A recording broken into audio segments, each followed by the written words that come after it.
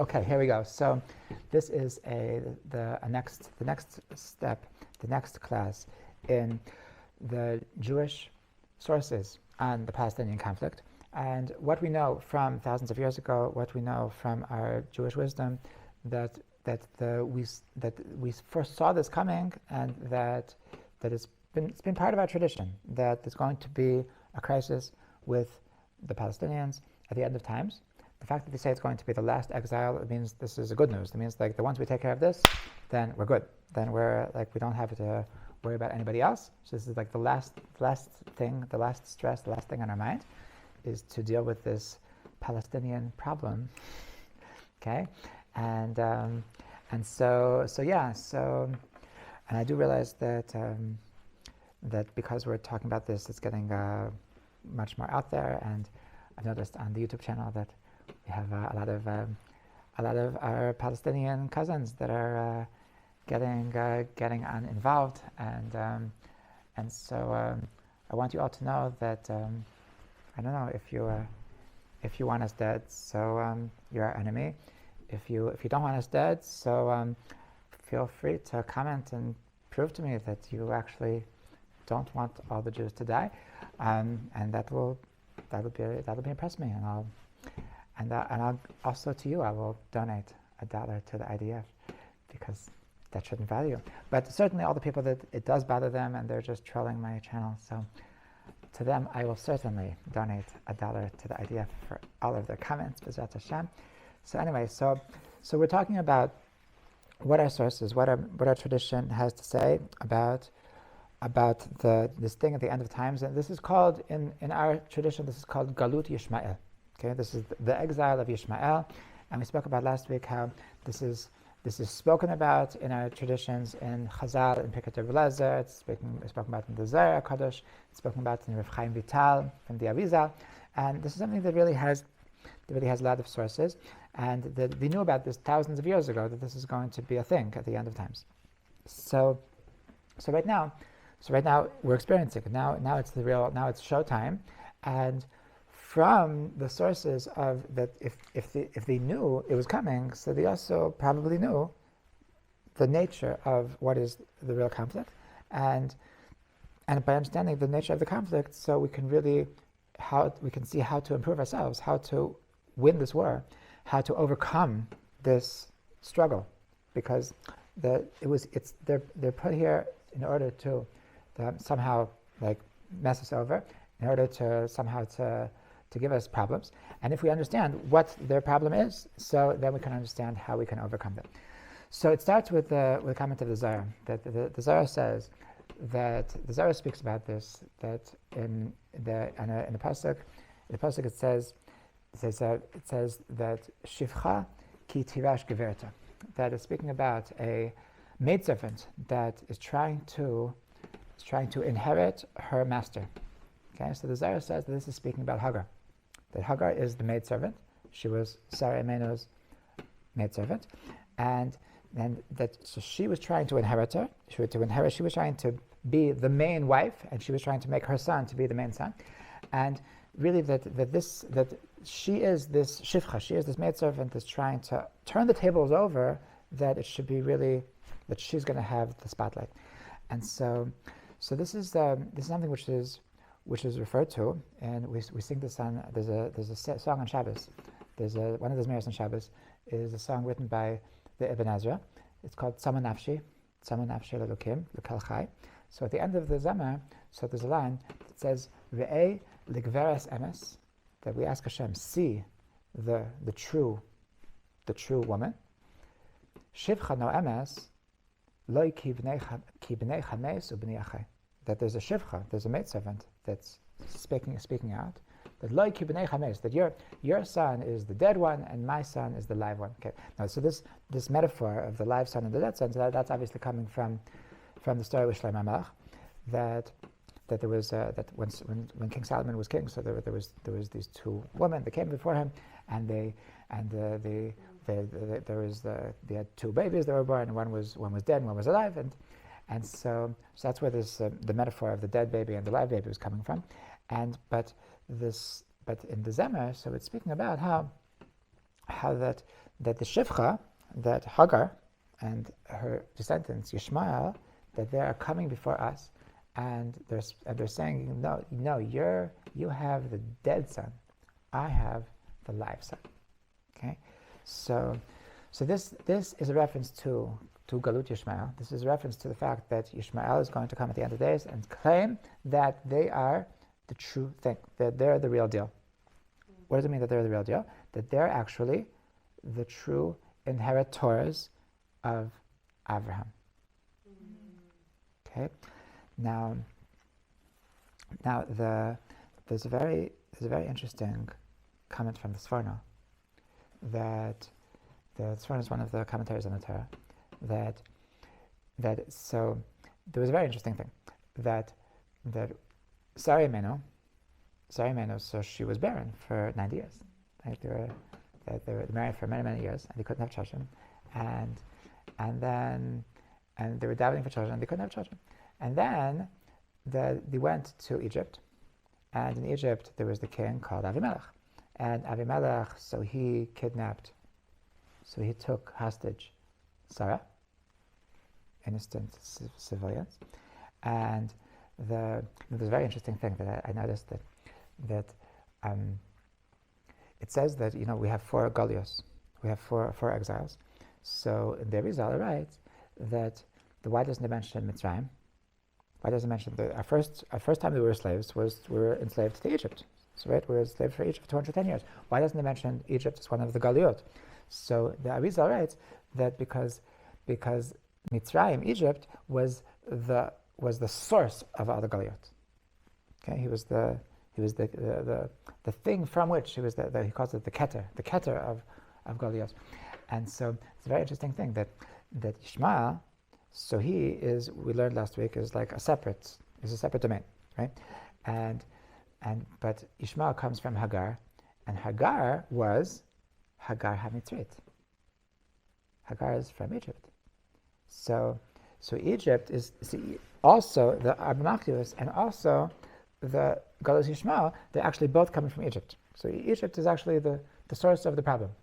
Okay, so they're they're still probably pretty problematic. They're not 60 were, they were pretty bad, and now they're pretty bad. Now they're not willing to take all of our gazans from us. Come on, they're cute. Come on, you Egyptians, you're against Palestinians. Why don't you want them?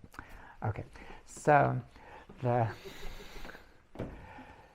it must be that they're deep down they're really pro-Israel. Just anyway, so Avimelech, the king of Egypt, so he kidnapped Sarah, and so the Torah tells a very interesting thing, that Hashem came to Avimelech in a dream and told him that, how dare you take this person's wife, he's a big tzaddik, how dare you, if you even touch her, then you're going to have a very bad ending. Okay, so Avimelech, so he didn't touch Sarah, and he gave her back, and as soon as he gave her back, so then Hashem pakad Sarah kasher amar, and then she became pregnant. So Rashi brings down that there was leitzanei hador, that there was these leitzanim, these jokesters, these people that would make light of, they would try to just always be the what's it called, like rechilut, like the gossip newspapers. There's a name for it, I don't know where. When I was a kid, there was something called National Enquirer, that I don't know if it still exists. But they just giving gossip on it. So these leitzani hador, they're the people that like to tell stories about famous people. So tabloids. Thank you. Okay, so the tabloids of the generation were saying that mi'avimelech nisabra Sarah. That Sarah, think about it. She was married to Avram for so many years. They never had a kid. And right after she was kidnapped by Avimelech, that's when she gets pregnant. So it's for sure coming from Avimelech. Okay, so the Sforno writes that Hagar was subscribed to the tabloids. So she hated Sarah, right? Sarah was her master, and when she was pregnant already, and Sarah chased her out, and she hated Sarah. So she for sure was the first one to buy into this fake news that really Sarah was pregnant from Avimelech, not from Abraham. And so she was convinced that really Yitzchak was not the son of Abraham. And there's no doubt that this was the story that she told Yishmael. So Yishmael is growing up being poisoned by this idea that you're the only inheritor of Abraham, and Yitzchak, he's not the real thing. He's really from Egypt. He's really not the child of Abraham. You're the only inheritor of Abraham. Okay, so this is like this. His claim to fame is that he's the real thing, and he's claiming that we're the fake thing. Okay, and this is why in the Quran, so that's how they make it to be. They make it that Yishmael is really the true inheritor. The true inheritor of Abraham. They make all the stories that happen to Yitzchak, they switch it, censor it, as if it's happening to Yishmael, and they're the chosen nation. They want to make it that they're the real deal and we're the fake. Okay, so now the question is in what way is he actually the inheritor of Abraham? Like how could he? Is he at all a connection? Like what is actually the debate, and what is actually this controversy? So we know from many sources. It's really pasuk. It says, but it's certainly expanded upon in Kabbalah, that it says Titen Chesed liAvram.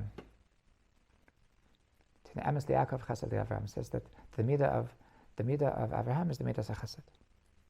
Okay, Abraham is the Ish Chesed. Abraham is the pillar of Chesed, right? So how do we know that Abraham did Chesed? So in this expression, that Vayera Elav Hashem, that he was waiting outside. Why was he waiting outside? Because he was the king of Hachnasat Orchim. Because he loved inviting people into his home. Okay, so that was his like business card. Like Abraham equals Hachnasat Orchim. Abraham equals the home of Abraham is Hachnasat Orchim. It even says that Lot. So when the angels came into stone, so he took them in, even though it was against the law. In stone, it was against the law to take in guests. But Lot, so because he had grown up in the house of Abraham, so Hachnasat Orchim was so ingrained in his system, ingrained in his soul, that like it was he couldn't. It was too much for him. Even he was able to risk his life for Hachnasat Orchim. So that's why he allowed the angels to come into his house, even though he knew he was going to get killed. And so he didn't get. He got saved at the end. But yeah, so Abraham's business card is Hachnasat Orchim.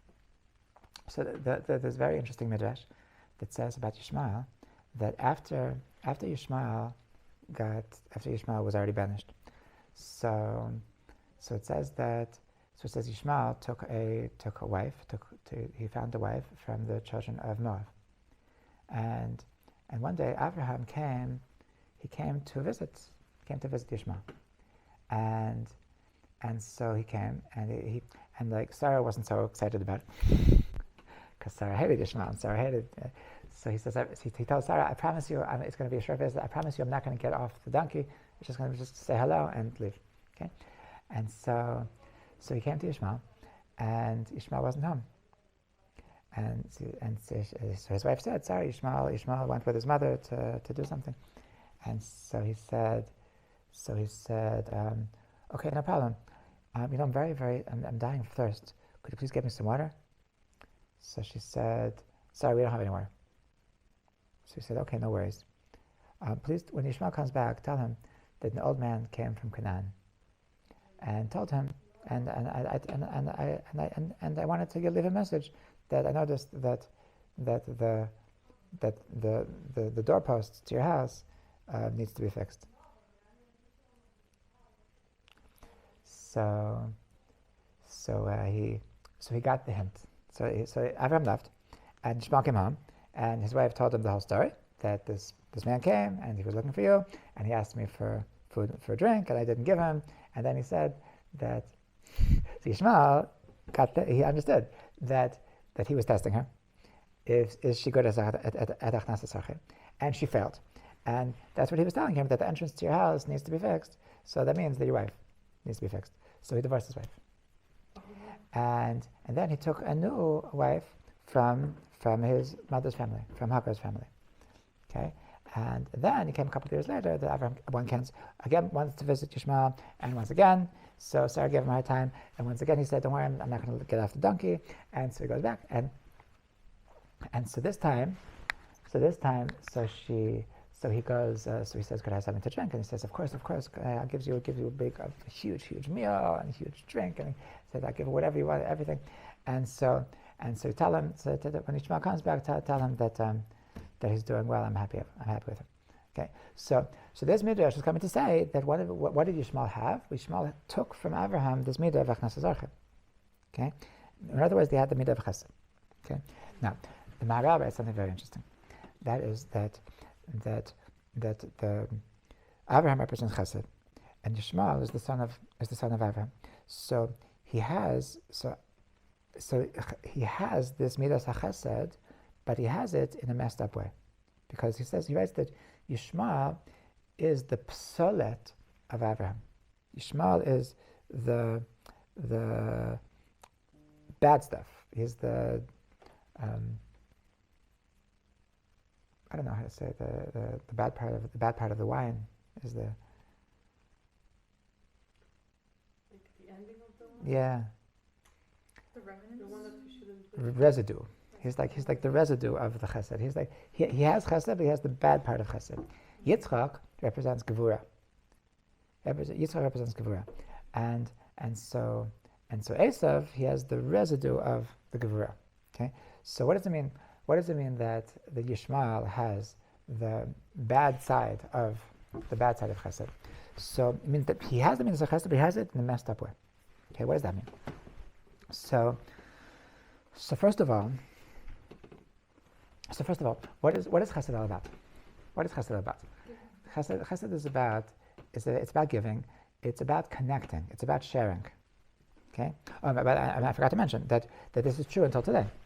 That it's a very strong thing in Arab culture. Achnasas Archim.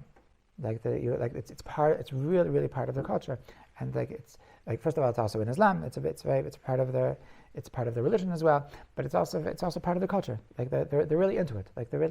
They love sharing their food. They love pampering anybody that comes to their house. They're very not stingy when it comes to helping guests. It's true until today that Yishmael really got this from Avraham, that they're actually into Chesed.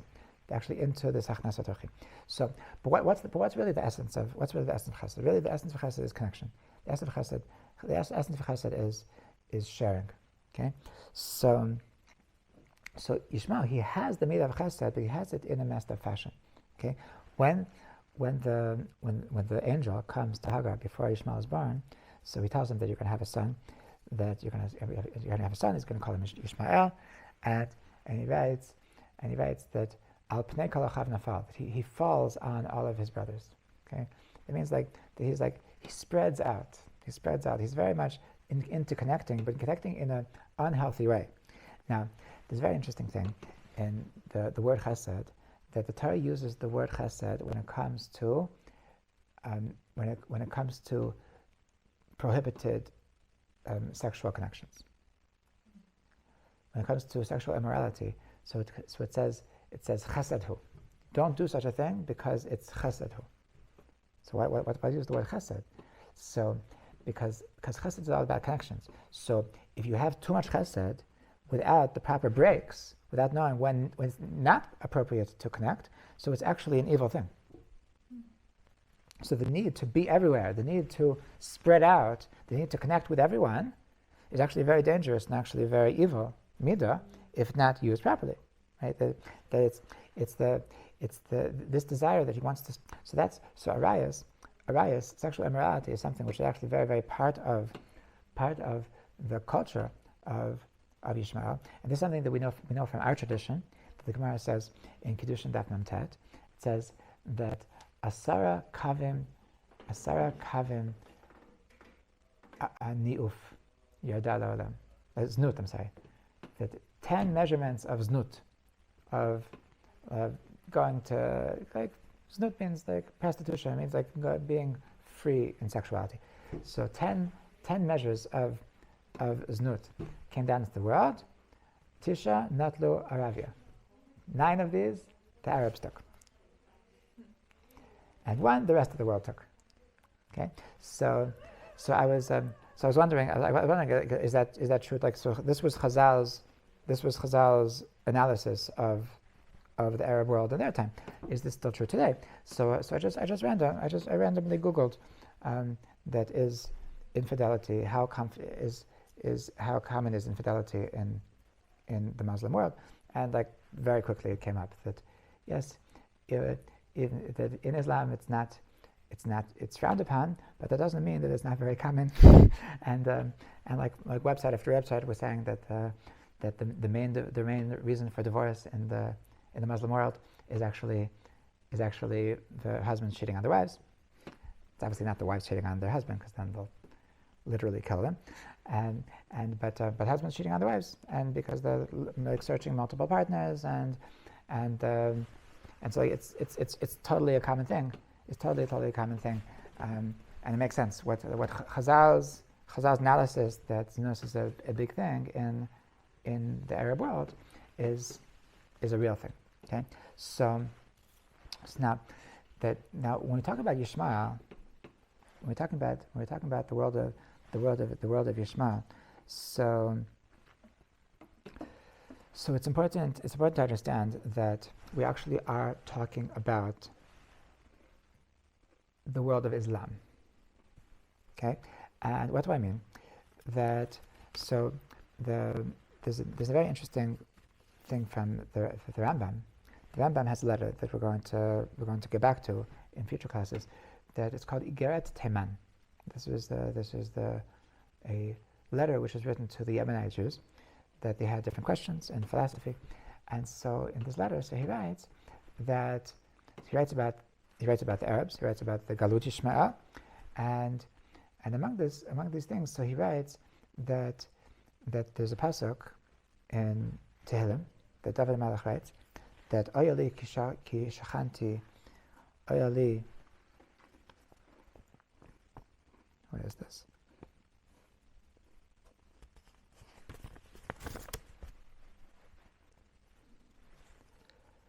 Sorry. So it says,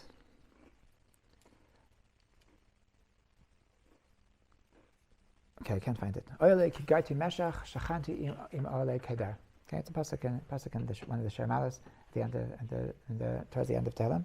So the Rambam writes that what's it mean kedar? So Kedar is actually one of the descendants of Yishmael. So David Malach is speaking in prophecy about the fact that in the end of times there's going to be this exile of Yishmael. Why does he mention Kedar? So the Rambam says that he mentions Kedar, who is one of the descendants of Yishmael, because it's from this place Kedar that the prophet Yishmael came. That he was born. That's where he's from. So David HaMelech is recognizing that when we're talking about Galut Yishmael, we're actually speaking about the Islamic world. Okay, so in other words, that something about this Galut Yishmael, something about this test at the end of times, which is going between the Jews and the Arabs, is actually a question, is actually a fight, not just between Jews and Arabs. It's about Judaism versus Islam. Okay, that there's something. This is a very that there's something very, very, very basic, very, very, very deep in the belief systems. That this is like to a degree that you can that you can even say that this is a war between Hashem and Allah.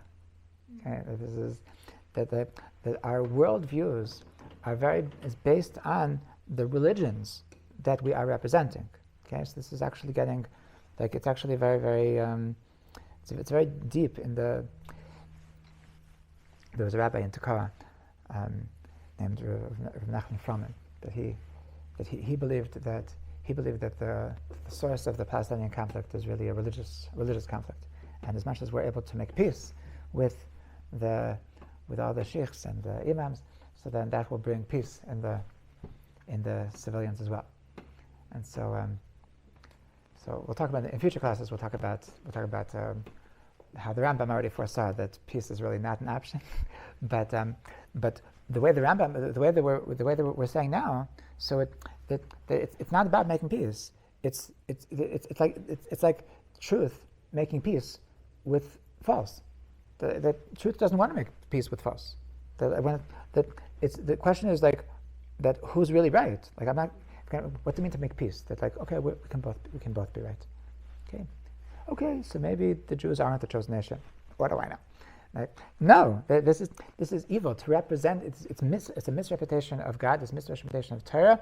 It's a misrepresentation of goodness in the world, and it's really, and that's why there's no room to make peace with lies. There's no room to make peace that we can love people. We can love people. We can't love lies. Okay, so when we're talking about, once we bring this to an ideological difference, so then there needs to be a actual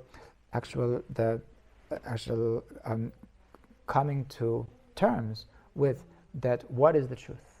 That part of what needs to happen at the end of times, before the redemption comes, before the Geula comes, before Mashiach comes, is there needs to be clarity of what is true and what is false, what is good and what is evil. Okay, so now. A couple of things that I would like to speak about in this regard. Okay, number one, that I want to go back to something we mentioned last week, very briefly. Maybe we didn't even mention this. I think we mentioned the source, but maybe we didn't mention this point. That Rav Chaim Vital, quoting the Arizal, so he speaks about the Galut Yishmael.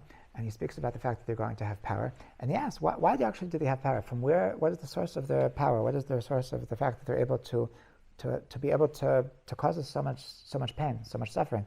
So he says that there's two reasons. The one of them is from the bracha that he got from Abraham.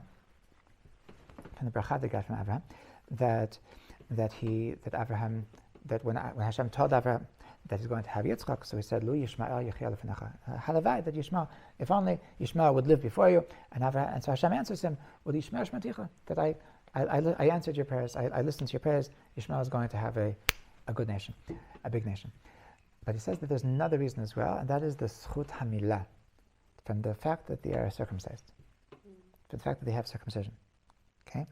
Now, first of all, from a Jewish perspective, so this is actually true. According to the Rambam has an interesting opinion that the children of Keturah, and Chazal connect Keturah with Hagar, that the children of Keturah are actually obligated in the mitzvah of Milah. They're actually obligated in the mitzvah of circumcision. And the truth is that Muslims today do it. Even though, from what I researched, it's not an obligation. It's not an obligation to do bris milah. But Muhammad himself recommended it. From what I saw, it doesn't seem to be a religious thing. It's a hygienic thing that he thought it was a good thing. But they have the mitzvah of milah. I imagine that Hashem worked things out like that they should not do it in a religious way, so that they shouldn't have the schus of milah. But Rav Chaim Vital says that they have the schus of milah. Now the truth is that this is also in a different source, in Pirkei de Belezer. We quoted the source in a different context last week. That the Pirkei de Belezer reports that it says that every nation has an angel in charge of them. So the angel in charge of Esav came before Hashem and asked Hashem, does anybody that does bris milah, did they get reward? So he said, of course. So he said, what about Yishmael? Yishmael also did bris milah. He deserves a reward. So Hashem answered him. So Hashem answered him like this.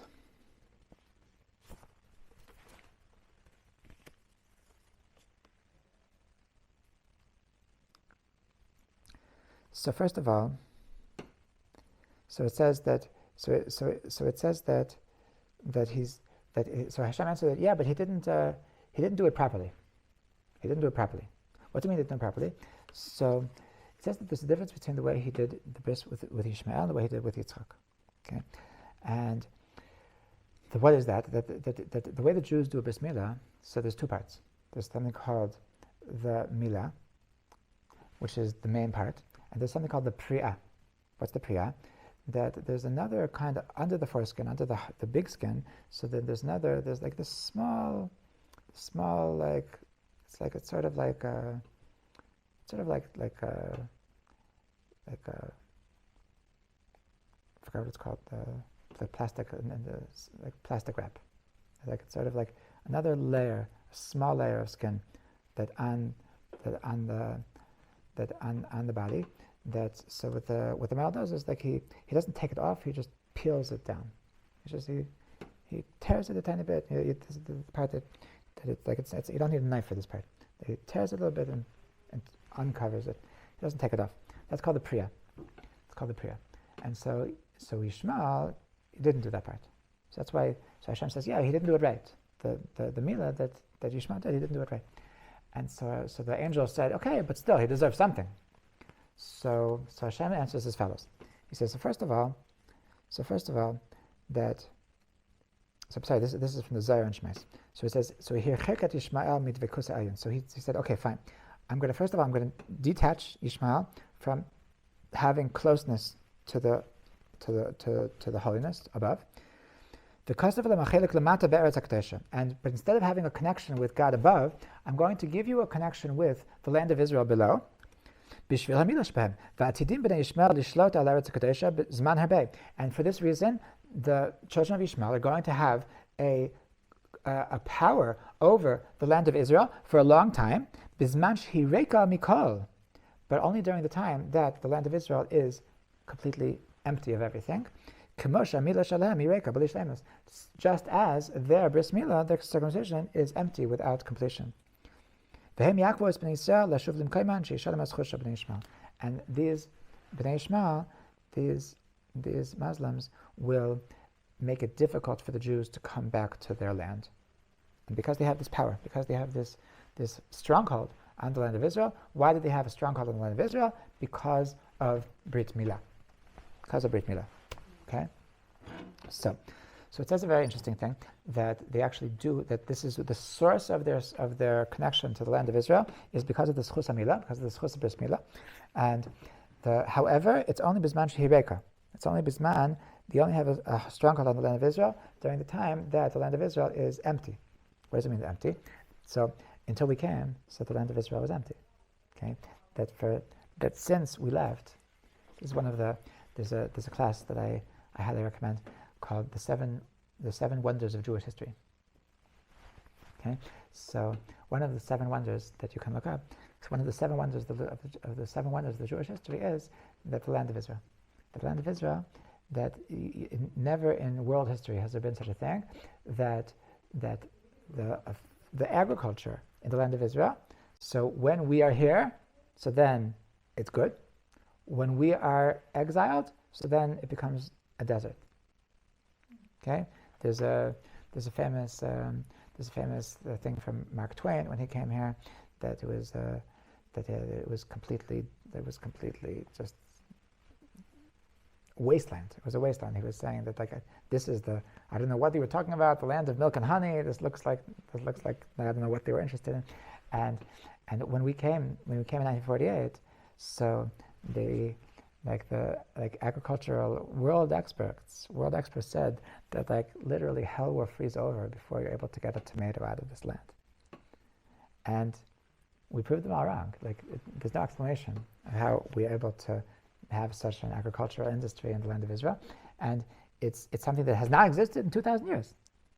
And there's something amazing about the fact that when we are here, so then the land prospers, and when we're not here, so then the land. So Hashem tells Yishmael that you have a stronghold on the land of Israel as long as it's reika mikol, as long as it's empty. When the land of Israel is going to be empty, then you're going to have a stronghold.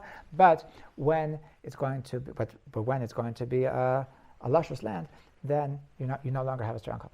So now obviously is the time that that they don't have a stronghold. So they have to really get the hell out of here. So this is the source of this. This is the source of the stronghold from the Schus Hamilah. So I want to analyze a little bit that what is the idea of Milah, and how this could explain what's the difference between their Milah versus our Milah, and how this makes a difference in the way that we look at life. Okay. So one thing that we know about, one thing that Yishmael has, that they certainly do have, is that they have emunah. Okay, everything is Allah Akbar. That everything is that God is great. Okay, they're connected. They're connected to God. They're connected to God, and we mentioned last week that for the same reason that these are the only two nations that have the name El in their name, Yisrael, Yishmael. It's the only two nations that have the name El, and the name Aleph Lamed. So it's a name of Chesed. There's a pasuk in Tehillim that says that Chesed El Kol Hayom. Okay, so when we talk about the name Aleph Lamed, so this is a reference to the Midat HaChesed. So this is a reference to that Yisrael has the Midat HaChesed, and Yishmael also has the Midat HaChesed, like we explained before. Okay, so they have it in the messed up fashion. So they have El. They have the name of God in their name, and they're connected to Emunah. They're very ma'aminim. They're very believing people. Emunah is very. God is always on their mind, is always on their mouths, and it's something that's part of their consciousness. So what's the difference between Milah and Priya? So Rav Kook writes that the difference that in Milah there's two parts. Okay, we said that first of all there's the thicker skin, which needs to be taken off, and then there's this other layer of, I don't know if skin is the wrong word. It's just a layer of something that it needs to be. You don't have to cut it off. It needs to be pulled down. Okay, and it's like a layer of, I don't know what to call it. Tissue, yes, thank you. Some kind of tissue covering the body, and you tear it and you pull it down. That's called a priya. So Rav Kook explains that the first part is something that you have to just take off. There's some things that just need to be just destroyed. Okay, this is the idea of Amalek. Amalek is something that just needs to be destroyed. Okay, that there's some things that that some parts of us, we need to understand that there's evil in the world that just needs to be just obliterated. Okay, so this is the symbolism of the mitzvah of Milah. Okay, just to destroy evil. Okay, so Amalek needs to be destroyed. Amalek is the epitome of evil. Okay, so that's why there's no room for, when it comes to Amalek, there's no having compassion. They are just the essence of evil, and that's there's no fixing them. Okay, but then there's Amalek is atheist. Okay, Hitler was atheist. Stalin was atheist. Okay, so Stalin and Hitler was the two most famous atheists of the 20th century. So so Amalek is atheist. They are represented by the Milah, by the first part, the part that just needs to be thrown out. Okay, but even after you've thrown away your atheism, you have God. So you have direction. You have direction, but But Rav Kook explains that the Priya, the second part, it represents a whole new part of Judaism, which is equally as important. And that is, what is the Priya? The Priya is the part that you don't throw it out. It's part of you, but it needs to be refined. It needs to be refined. Okay? And this is where the Judaism says that it's not enough to get rid of all the stuff that needs to be gotten rid of, but you need to take your midot and refine your midot. Okay? You need to be just an exemplary person. You need to be a person that's princely, a person that's regal in everything you do, a person that they're just completely kind, they're completely full of happiness, that they're full of compassion, they're just coolness, and they never lose it, and they're just in total control. They're not jealous. That all of the avodat hamidot, all of the avodat hamidot, that this is represented in the Priya. The Priya represents that all of your character traits, they have to be refined, not thrown out. Don't stop being you, but you have to be you, but refine yourself. Okay, take all of your personality and make it the best that you can be. Don't make yourself small. Don't choke yourself. But make yourself bigger. Make yourself more present, more alive. Okay, so this is the symbolism of the mitzvah of prayer, and this is the thing that Yishmael does not have, and that's why the Midrash says that the Zohar says that their milah is reka. It's empty. Their circumcision is empty, because it's very nice that you threw away your atheism. It's very nice that you have God, but if you're not going to refine your character traits, so then it's either as bad or even worse. There's something even like the when you're doing something in the name of God, so you could sometimes be even worse than if you wouldn't have brought God into the equation. Like one of the things that I was mentioning before is like there's something like somebody pointed out that there's something worse about Hamas than the Nazis. That we spoke about this Friday night one time. That the Nazis, that they knew that it's something to be embarrassed about. They knew that they tried to hide the concentration camps. They tried to destroy the concentration camps, that they shouldn't get caught. Whereas Hamas, so they're proud of it. They're like Hashem Yishmar, that they should never do this. But at the beginning of the war, they were telling the world that we're going to execute one hostage for everything, whatever, and we're going to publicize it and live stream it. And they're not embarrassed. They're willing to show the world that this is why, because they're standing in the name of God. It's a religious organization standing up in the name of God. You can only do such horrible atrocities and be proud of it because you have God, because you're doing it in the name of religion. So to have religion, in a sense, makes it even worse when you're being a disgusting person and you have God. So it's much, much worse. Okay, so you have this natural chesed, to make all of your messed up religion in the name of God is much, much worse than if you wouldn't have had religion. So that's what the Zohar means, that Yishmael is kashim yoter me Adam. It's worse than Galus Adam, because when you're doing it in the name of God, so then there's no end, there's no limit to how evil you can be. So now this priya, the second level of the milah, of refining our character traits. So this is something which I think is very relevant to how we're going to fight this war on a spiritual level, and what can be the focus now. And one thing I think that is very relevant is that there's this very bad, this impure feeling by a lot of us, that of calling for revenge. That, and I'll tell you something that it's like I cringed when I heard this, but this is a very, very, very, very unrefined person that said this. That at the beginning of the war, when talking about the proportionate response, we're talking about proportional response. So somebody said, yeah, you know what the proportionate response is? The proportionate response is that we behead your babies and we rape your wives.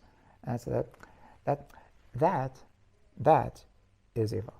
That is complete evil. That is losing losing our Tzelem Elokim, losing our image of God, and what's very fascinating is that this problem, this danger of falling into the desire for revenge in a negative way, is actually built into the story of the creation of Yishmael. How is that? How is that? With this one we'll conclude that there's a very interesting commentary from one of the commentaries on Pirkei Avos called the Radal. The Radal says that where did Yishmael get his power from? So he got the power. From the fact that Hagar davened. Why did Hagar daven? So Hagar davened because Sarah was offending her. She was causing her harm. She was causing her strife. So why did Sarah actually cause strife to Hagar? So that the pasuk says. The pasuk says that when Hagar became pregnant with Ishmael, so she started making fun of Sarah. And that's why Sarah started inflicting pain. She started inflicting pain on Hagar. That's why Hagar ran away. That's why it all started from that. Now, so why did she do that? Sarah was a tzedekah, right? So there's an interesting commentary in the Torah. It says that actually Sarah was actually allowed to cause her pain. Okay, I don't know exactly why he says it like this, but because Hagar was constantly offending, constantly making fun of Sarah, so the baseline halacha is that if somebody is yelling at you, if somebody is making fun of you, you're allowed to make fun of them back. If somebody's causing you pain, you're allowed to answer back. You're allowed to say, your mother is like that, and so that's actually permitted. Okay, it's actually permitted. However, the Gemara tells us that there's a high level called ne'elavim ve'enam ovim, a person that is insulted but doesn't insult back. Shamim chabasim ve'em meshivim, that you hear your insults and you don't answer. So when it's such a person, so the pasuk says v'ohavav k'tzeit Hashem es b'gvurato, that the person, those people, Hashem refers to as those who love me, and they're as bright as the sun. Okay, so this is a higher level. Okay, so Sarah was punished, even though me'ikar adin she was able to, she could have been, it was okay for her to cause pain to Hagar, but she should have been higher than that. She should have been above that, and she should have been from this higher level of ne'elavim ve'enam ovim, a person that just takes it and doesn't answer back. Okay, and because she wasn't able to hold herself to this higher level, that's why Hagar davened, and that's why Ishmael came into the world. So I see from this that the entire existence, the entire creation of this whole nation of Ishmael comes from this thought of that you're causing me strife, I'll cause you strife. And that's exactly what they're claiming to the world. That's exactly what they're claiming to the world, that it's okay for us to cause them strife, for us to cause them these horrific things, because they've been causing us horrific strife for 75 years. And that's exactly like their revenge on us for using that kind of mentality when Sarah was answering back to Hagar, because you're making fun of me, I'm going to make fun of you. Okay, and so this is the whole creation of the whole tribe of Ishmael.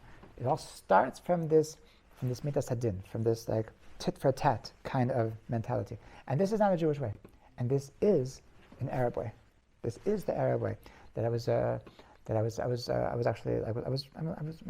been reading a lot about, like Islam. About one of the things I saw that like they're very they're not so forgiving. They're not so like this. I mean, like Muhammad himself, he executed people that were getting on his nerves, and like there's like terrorism is actually built into their gods, into their prophets, but it says in the Quran that if somebody causes you pain, you can cause them pain back, and it's really okay. That in Judaism that's an avera. In Judaism that's called nikama. It says lo tikom v'lo titor, that you're not allowed to take revenge. Not allowed to take revenge. Okay, it's against the Torah. In the Quran, it's a thing. No, revenge is a good thing. It's the proper thing. It's the proper thing that if somebody wrongs you, so you have to stand up for your status and you have to get them back. Okay, and in Judaism it's the opposite. Lo tikom, that there's a prohibition. There's an isser of taking revenge. So the revenge has to really be taken really out of our lexicon, and this is the perfection and the refinement of the midas chesed that we need to be really reclaiming right now, to show the world that what true chesed looks like is that it necessitates that we're going to obliterate evil. We're going to obliterate anybody that represents evil, anybody that supports evil, but we actually don't want to kill innocent babies. Okay, that needs to be something that the world needs to know. That we're not looking for revenge. We're just looking to get rid of evil. No? And this is Erkei Tzahal. This is what Judaism represents. So I think that this is a little bit. We're getting a little bit closer. There's a lot more to say. I think I have at least 2 more classes in this series about what the Torah has to say about Ishmael and how to deal with Ishmael. But B'ezrat Hashem, we should see very soon that the end of all evil, and we should see that it should be the end of Galut Yishmael, and should be zochet to see really Geula Shlema, and all of the hostages should return home safely, and really should have good times, B'ezrat Hashem.